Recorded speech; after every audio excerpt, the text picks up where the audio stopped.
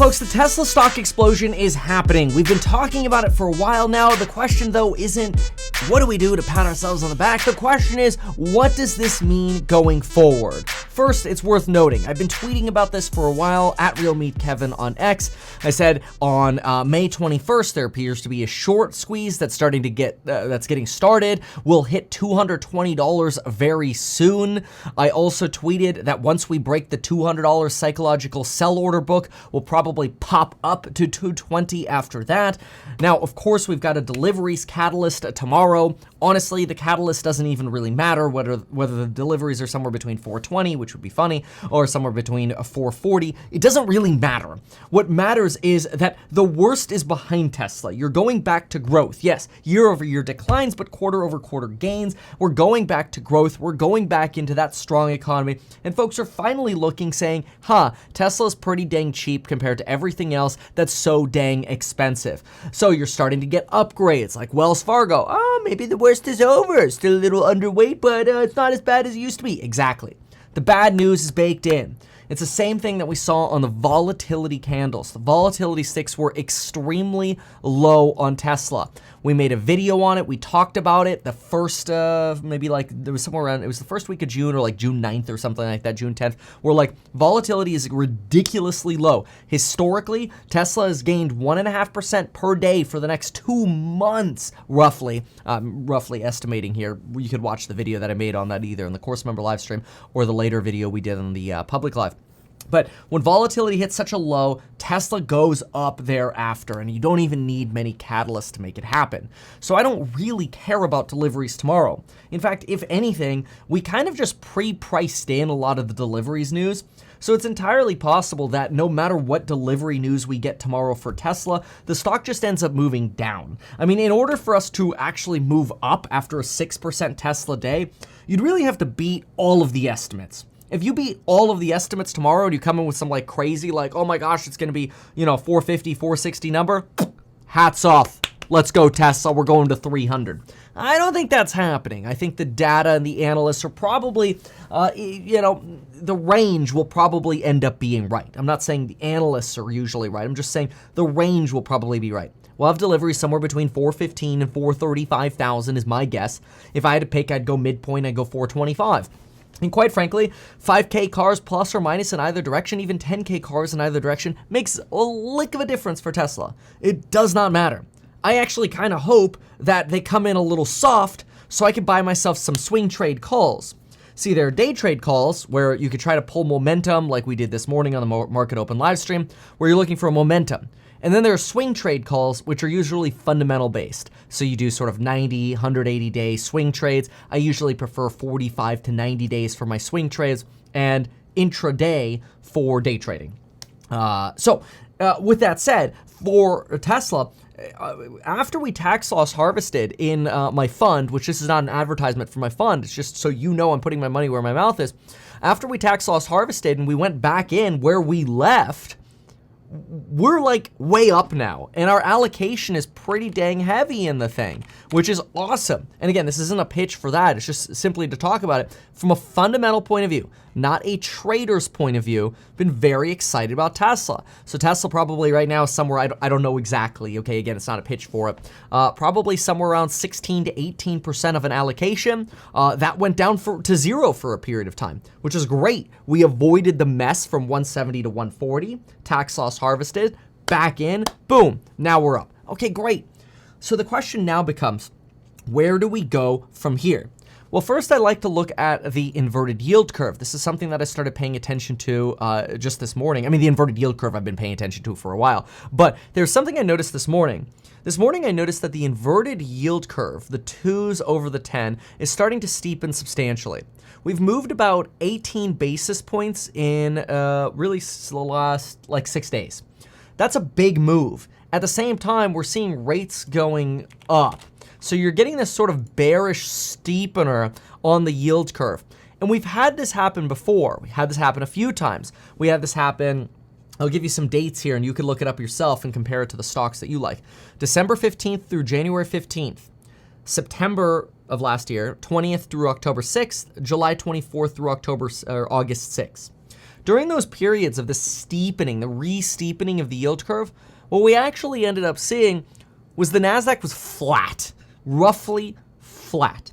In other words, even though you had this short-term steepening, you didn't actually see that much pain in the market. So shorter periods of steepening, not that big of a deal. It's when you get these extended periods of steepening, that's when things get a little frustrating. For example, if you look all the way from the beginning, it's probably, well, let me see here. If you look between July 3rd of last year and about October 31st, that was painful. That was basically NASDAQ correction territory. And you had a 3-month period of steepening. But if you get these little fluctuations of steepening that only last a week or 2 weeks, it's usually not a big deal. It only becomes a big deal if the steepening continues. So this now gives us a path forward, something that we could think about in terms of, all right, how do we set up our portfolio for investing? And I'm going to draw this out to make this as simple as possible because I understand we start hearing about yield curves and all this crazy stuff. Things can start getting a little bit confusing. All right, so here's what we're going to do. We're going to write down on a piece of paper a game plan. And this is my take, okay? So this is not personalized financial advice. This is some dude on the internet making an opinion. All right, if the yield curve steepening, we're going to call it, remains under 14 days, so we got another week to go of this, you're probably going to buy the dip on a diversified set of ETFs that, or whatever you want. You buy the dip on whatever you want. Again, I'm not pitching anything in this video. So buy the dip on whatever you want and enjoy the fact that you're getting some, relaxation here on some of the ones that have run really well. Some of the names that I really like right now, I really like Apple, Amazon, and Tesla right now. I don't love Nvidia as much, but I still have some Nvidia exposure. But Amazon, Apple, and Tesla, I think are your heavyweights. I think Amazon is going to benefit substantially off of artificial intelligence by actually running a more efficient chip. I think Apple is going to benefit off on-device AI, and I think Tesla has the best and most real AI that exists. Now, sort of my tier 2s, I might consider something like Trade Desk or Palantir for software directional plays that could benefit, but these are options that I think of. Now, keep in mind, something that some have been asking about is, hey, is it still time to hedge Bitcoin as sort of a way to hedge the market? Well, I mentioned a few weeks ago that Bitcoin was likely to head to 58,000. It went to 58,000 and it bounced right off of that, and it actually is up pretty nicely in the last 24 hours here. So I think in order for you to go bearish, you really need this yield curve steepening to occur for more than 14 days. If you get that yield curve steepening for more than 14 days, that's when I'm going to be looking at some form of a BTC short again, or a BTC short proxy, like something else that falls when Bitcoin falls, like Coinbase. And that's also where I'm going to be a little bit more interested in maybe increasing cash position, right? Because over here, you're by the dip. Over here, you're increasing cash. And it just depends on how long this steepening process is going to last. So that's something I'm very closely paying attention to. Now, as far as Tesla individually, as long as we stay in this yield curve period over here, we're not steepening that much, and maybe we start going back to the zigzags that we're used to. Here's my projection for Tesla. So let's draw it like this. Okay, so you've got 8 is over here. You got 7-1 right here. Now you do have Tesla earnings as well. A lot's going to come down to those delivery figures, but Tesla earnings date, I want to say it's like July 17th. Okay, there it is. July 17th. Okay, so right in this window right here, 7-2, right in this window, you're still going to have some level of fear and uncertainty, mostly because people are going to be worried that even if we get good delivery numbers or if we have bad delivery numbers, everybody's going to be wondering, okay, what's margin? Margin. Okay, my guess is that the time to go YOLO calls is right here. YOLO calls. Right between that earnings date, so really like the 7/18, which would be the next day, and 8/8. Now, it's possible that after deliveries tomorrow, if you're like bullish Tesla, you kind of want a bad number tomorrow or like a number the market's going to respond to bearishly, because what I would consider is longer calls, because we should be relatively clear with our catalysts. I understand earnings are coming up, but we should be able to take the numbers from the last earnings report, apply them to this one, and assume that margins, if anything, have improved rather than disimproved. Now, in fairness, we don't know how much those financing offers cost. So that's a risk. I do think that commodity prices have started to fall, so I'm going to fact check myself on that since their February high. Yeah, they definitely have. Take a look at this right here. So you actually, sorry, not the February high. You started rising in February. You peaked out in May. Now, that's a little unfortunate because that's the middle of Q2 right here. So you probably did have a little bit higher cost here, sadly. Let me look at lithium prices quickly. And if I look at these, I'm going to get an idea of how those battery margins have been. So I'm going to zoom out a bit here. Okay, yeah, I mean, if anything, we've just gone down on these. You could see right here. Let's zoom out a little bit. There we go. I'll hide myself for a moment. There we go. So yeah, peaked out really at the end of Q1. It's sort of been down since then. End of June, you really had a nice fall in lithium pricing. So hopefully we'll see some of this flow through on Tesla margins. It makes me bullish. I think the bottom's already been priced in a long time ago. Obviously, the chart already shows us that, but we've been talking about that as well. So that's a little bit of a strategy that I look at. Again, I think you buy the dip as long as we have a yield curve steepening for less than 14 days. Let me give you the exact date again as to when we started. We started steepening on the 25th. Today we're on the 7th, so you're only about 6 days in.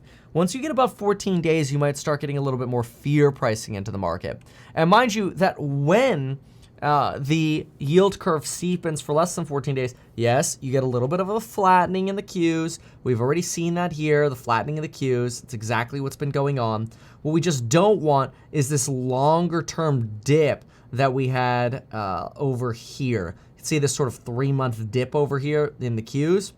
This is what happens when you have a longer term yield curve inversion, or rather yield curve steepening. We've been inverted in the yield curve, on the yield curve for quite a while now. I'll tell you exactly when we inverted, just so you have that data. We inverted back on, oh wow, it's been 2 years, July 1st, 2022. It's been 2 years to the date. So we are now celebrating 2 years of yield curve inversion. Pretty remarkable.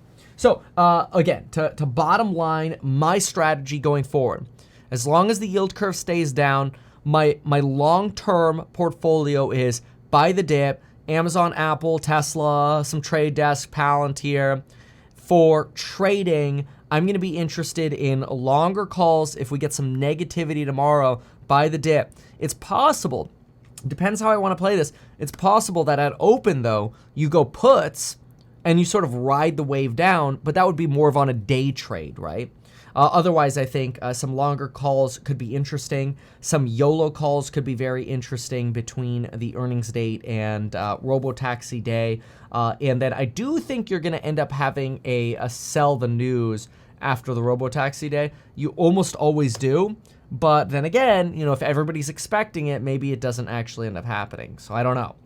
But those are my thoughts on the market right now. On the bull-bear scale, I still put myself around 6.5 on the bull-bear scale, which is still 6.5, maybe 6.7. Nothing's really changed over the last week. So, and it really, the whole political landscape, I don't think is going to make much of a difference to the market for a hot minute. It's going to be a while. We've still got, almost 5 months to go before the election, which is crazy to think about. Actually, we do. We have 5 months and 6 days, which is wild. So anyway, these are just some general thoughts on the market, some strategies that I'm thinking, and hopefully this is helpful to you. None of this is obviously personalized financial advice. I hope you can go make money out there. Love you all. Thank you so much for watching. We'll see you in the next one. Goodbye and good luck. Not advertise these things that you told us here. I feel like nobody else knows about this. We'll try a little advertising and see how it goes. Congratulations, man. You have done so much. People love you. People look up to you. Kevin Paffrath there, financial analyst and YouTuber. Meet Kevin. Always great to get your take. Even though I'm a licensed financial advisor, licensed real estate broker, and becoming a stockbroker, this video is not personalized advice for you. It is not tax, legal, or otherwise personalized advice tailored to you. This video provides generalized perspective, information, and commentary. Any third-party content I show shall not be deemed endorsed by me. This video is not and shall never be deemed reasonably sufficient information for the purposes of evaluating a security or investment decision. Any links or promoted products are either paid affiliations or products or services we may benefit from. I also personally operate an actively managed ETF. I may personally hold or otherwise hold long or short positions in various securities, potentially including those mentioned in this video. However, I have no relationship to any issuer other than Househack, nor am I presently acting as a market maker. Make sure if you're considering investing in Househack to always read the PPM at househack.com.